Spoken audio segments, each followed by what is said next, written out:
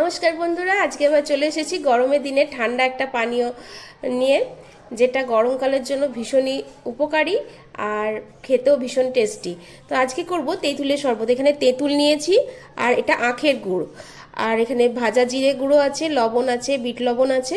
তো প্রথমে যেটা করতে হবে আমাকে, প্রথমে গুড়টা আর তেঁতুলটাকে আমি জলে ভিজিয়ে রাখবো। 10-15 মিনিট মতো জলে ভিজিয়ে রেখে দেবো, তাহলে এটা ভালো নরম হয়ে আসবে।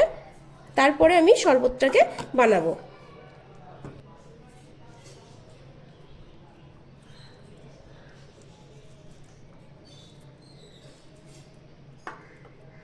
এটাকে 10-15 মিনিটের জন্য ভিজিয়ে রাখবো, তাহলে ভালো মতো এটা ভিজে যাবে আর নরম হয়ে আসবে। তাহলে তেঁতুলের যে পাল্পটা তাড়াতাড়ি বেরিয়ে আসবে। আর এটা কিন্তু আখের ভেলি গুড়, যেটা সেটা, এটাও জলে কিছুক্ষণ ভেজানো থাক। 10-15 এসে শরবতটা 10-15 মিনিট পর চলে এসেছি।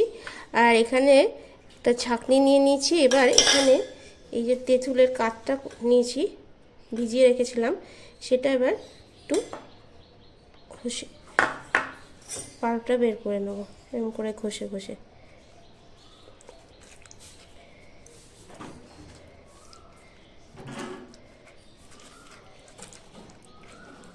এইভাবে সব তেঁতুলের কাঠটা আমি বের করে নেব।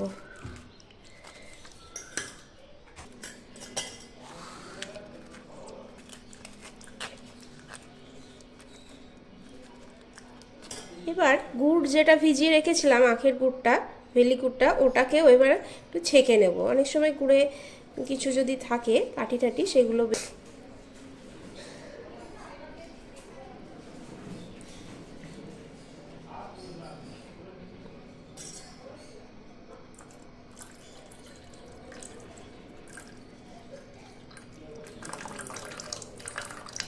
গুড় আর তেঁতুলটার কাঠ ছেঁকে নিয়েছি আমি ভালো করে।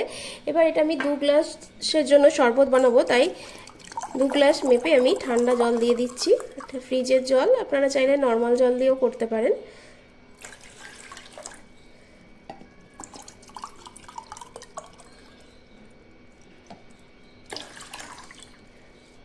এবার এখানে শুকনো কিছু মশলা, ভাজা জিরে গুঁড়ো দিচ্ছি 1/2 টেবিল চামচ, লবণ দিচ্ছি স্বাদ অনুসারে,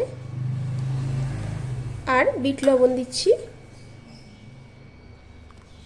এটাকে একটু ভালো করে মিশিয়ে নেব।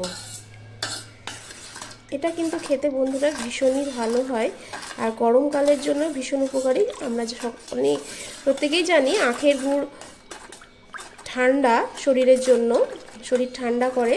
তো আখের গুড়ের সাথে তেঁতুলের এই টক মিষ্টি শরবতটা ভীষণই ভালো খেতে হয় আর খুবই উপকারী গরমের দিনে।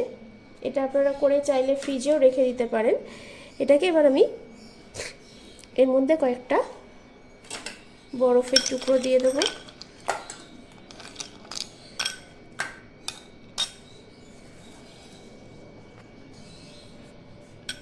এবার গ্লাসের মধ্যে একটা বরফ দিয়ে দিলাম।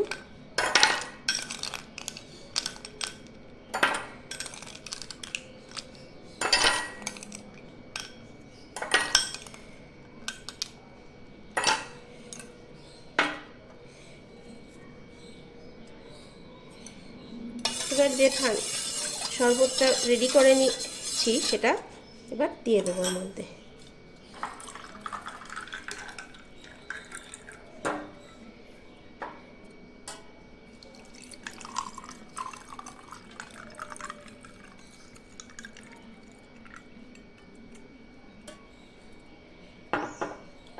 বন্ধুরা, তৈরি হয়ে গেছে তেঁতুলের ঠান্ডা শরবত।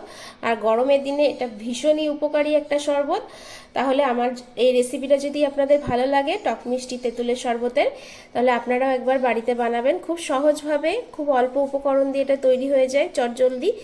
তাহলে আজকে এতটুকুই থাকলো। পরের দিন আবার দেখা হবে অন্য এক ভিডিও নিয়ে, অন্য এক রান্না নিয়ে। ভালো থাকবেন, সুস্থ থাকবেন। ধন্যবাদ।